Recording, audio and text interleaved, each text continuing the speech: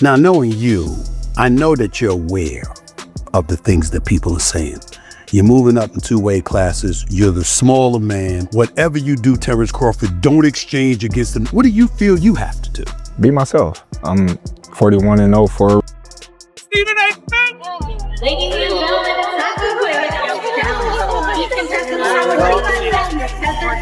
was undefeated for the last half of his career. For more than 20 years, Floyd Mayweather's 50-0 record stood as an untouchable legacy. He was the ghost in the ring, a defensive wizard who turned legends into shadows of themselves. But then, one historic night changed everything. With a single explosive statement from the only man who shared the ring with them both, that monument of perfection suddenly felt shaky. The question wasn't just who's better anymore, it was whether Mayweather's entire era had just been eclipsed. The firestorm ignited the moment Terence Crawford's hand was raised after dismantling Canelo Alvarez in a performance that many believed was flat-out impossible. Terence Crawford is the best fighter on the planet. Pound for pound, he's that dude. In this four-belt era, he is now the undisputed world champion 3 times over. 140 pounds, 147, now 168 pounds, claiming all the belts. You don't see people doing that very often. Going up against a guy who was perceived as being bigger and stronger, Crawford was strong. Crawford was strong enough to fend him off, strong enough to make him respect his own power. He used his jab, he used his distance. He had poise in the ring, he wasn't rattled. He backed up and moved when necessary and kept his difference. He exchanged enough to gain respect when necessary. It was a brilliant, brilliant match. But the real shock came in the post-fight press conference. With the world's media hanging on his every word, Canelo was asked to compare Terence Crawford to his former opponent, Floyd Mayweather. He didn't flinch. He didn't pause. He stated it plainly without hesitation, words that would ripple through the boxing world and ignite one of the sport's fiercest debates. If you can, compare and contrast the fight between yourself and Floyd Mayweather Jr. and tonight's bout with Terence Bud Crawford, if you can. No, I think Crawford is way better than Floyd Mayweather. Coming from the only fighter on the planet to share the ring with both men, this wasn't just an opinion, it was a bombshell.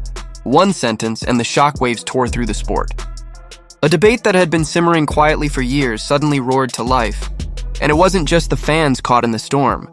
A powerful voice was about to enter the conversation. Stephen A. Smith, watching from the sidelines, was immediately captivated. Like many others, he expected Crawford to rely on his technical brilliance, staying on the outside, using his jab, and picking the bigger man apart. Well, I appreciate Crawford making my prediction come through. Coming into the fight, I had him winning by decision. I thought he was the superior boxer. I thought he would be able to take a punch. And as long as he didn't stay there and exchange with Canelo, I thought he could do it. What surprised me is that there were times during the fight, he did stand there and exchange with Canelo and took it. Took some body shots to the liver. Took some headshots. Exchanged. And still ended up winning this fight. I thought from the 8th round on, he just put on a boxing clinic. But I gotta give credit where credit is due. Crawford deserved to win the fight. Smith noted with astonishment that Crawford didn't just survive. He walked straight into the fire. He stood toe-to-toe with Canelo, proving that his greatness wasn't built on skill alone, but on grit. As Smith put it, what I didn't expect was for him to stand in there and exchange and survive. And survive he did. Round after round. Breaking the fight down, Smith revealed that after 9 rounds, he had it scored 5-4 in favor of Crawford. But then came the stretch that would define the night.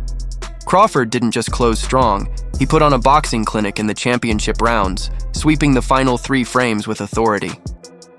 He absorbed the best of Canelo's power, fired back with precision, and thrived in moments where a smaller man was supposed to break.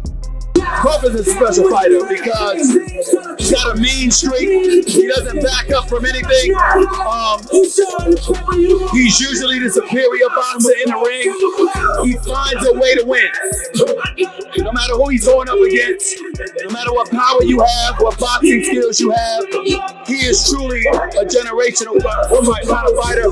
He wants to go in the ring and not just beat you, but show you he was a better man. And he's not one who believes that just a knockout does that. He likes outboxing you and showing you that his skill level is superior to yours. And he showed it tonight. Stephen A. praised it as nothing short of a masterclass. Yet even as the crowd hailed Crawford's triumph, he stopped short of handing over the crown. Because in his mind lingered the memory of a different kind of master, a phantom in the ring who turned danger into shadows. Crawford, for all his heart and grit, still wasn't that. He wasn't the untouchable specter who made legends miss, who made the sweet science look like sorcery. Mayweather was undefeated for the last half of his career with one hand. He constantly broke his hand. Yeah. He would go into a ring knowing he had no shot at knocking somebody out because his hands were hurt too much. And literally walked in the ring and said, I'm going to embarrass you and humiliate you by showing the world you can't hit me. This is where Stephen A. Smith drew the line, making a crucial distinction that shifted the entire conversation. He reminded the world that Floyd Mayweather wasn't just another great fighter. He was a defensive enigma, a magician whose art was winning without being touched. With brittle hands that plagued him through the second half of his career, Floyd had no choice but to abandon brute force. He couldn't depend on knockouts to end nights early. Instead, he mastered the impossible, outthinking, outmaneuvering, and outlasting every single man who dared step into the ring. This wasn't speculation, it was a well-documented truth that shaped his entire career. Mayweather looks me in my face and he says, I'm gonna take him out about the 8th or 9th round. And I said, your hand's always broken. You ain't known for your punching power since you moved up from lightweight to welterweight. Why are you so sure you're gonna do this? He said, Stephen A., he's a UFC fighter. He said, and he's a striker. He's accustomed to coming at you and throwing punches. What he's not accustomed to doing is punching while he's throwing backwards, while he's moving backwards and pushing you off of him. He says, I'm gonna walk right into him and stay at his chest. He's gonna have to push me off in order to throw his punches. He said he's going to be circling the ring. He said by around 4 or 5, he's not going to have any legs. He's going to be done. And he said, and I'll just toy with him and keep him around until around the 8th or the 9th round. And that is exactly what Floyd Money Mayweather did. He told me exactly what he was going to do, and he did it. He's the man. But Mayweather himself admitted his hands were real brittle, even confessing that before the Conor McGregor fight, he couldn't spar for an entire month due to injury. You hurt your hand? Huh? I thought you hurt your hand. That's myself. Okay. All right. Relax, baby. The job is done. All right. Put it in a bucket of ice, man. Get a bucket of ice. It's killing me. I'm saying Shane hit me with a hell of a shot. Okay. Actually, 2 shots. Oh, okay. But even in that particular round, what I said to Shane was this. I was like, you just said something to him when you grabbed him. I said, you gotta kill me. Oh shit. I wasn't ready, Floyd. I said that was a good one. I said that was a good one, but you gotta kill me. Wow. I said, you gotta kill me. And then I'm not gonna lie. To add a more controversial layer, reports have long suggested that in the second half of his career, Mayweather fought almost exclusively in Las Vegas, one of the only commissions that permitted fighters to use numbing injections like xylocaine for hand pain. That detail has fueled endless speculation that Floyd's brittle hands weren't just an obstacle, but a key factor in how and where he chose to fight. Instead of being seen as vulnerable, he flipped the narrative. He became untouchable, mastering the art of winning rounds while neutralizing risk.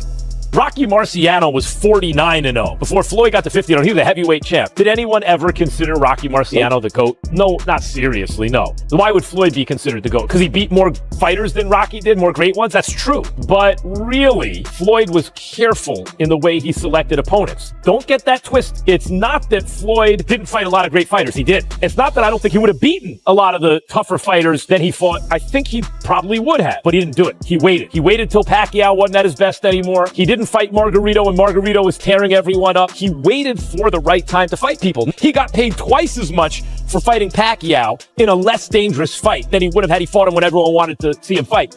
Floyd is among the all-time greats, but... This view was echoed by trainer Greg Hackett, who argued that the version of Floyd that dismantled Canelo was the finished product, a complete fighter with a polished, unshakable style. In Hackett's eyes, Crawford's approach, while brilliant, leaned more toward the wild, unpredictable side of boxing. I can't say he's capping. I can't, because I don't know what he felt. But when I heard that, what I think is, when Floyd beat me, I was 23, I wasn't polished.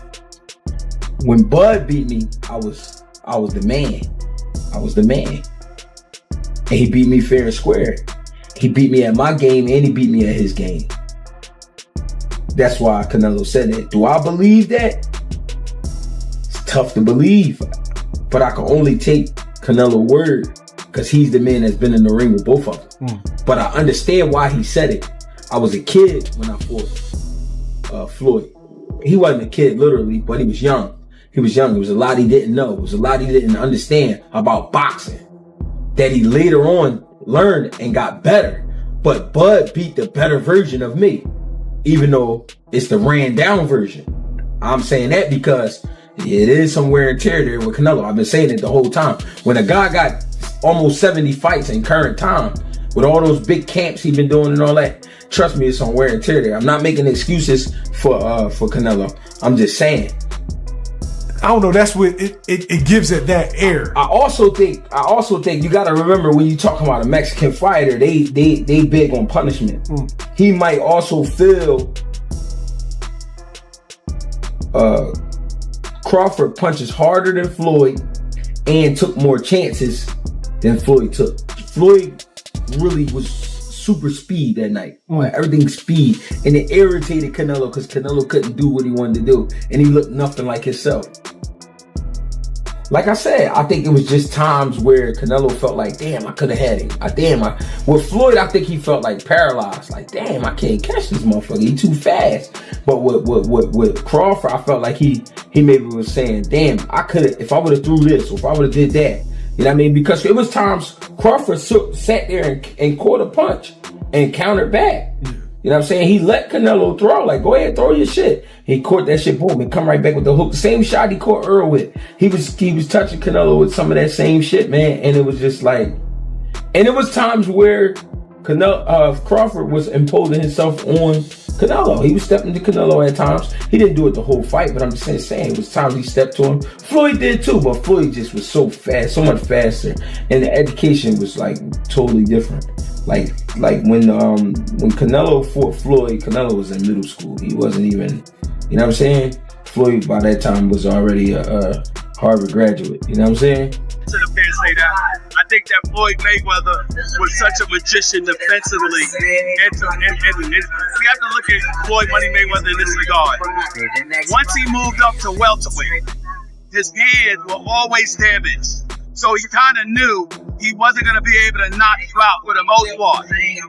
And still, he walked into the ring and put on masterful performances because he was so superior skill-wise and defensively. You can't say enough. Tonight with Crawford, for example, we saw him take a punch on several occasions.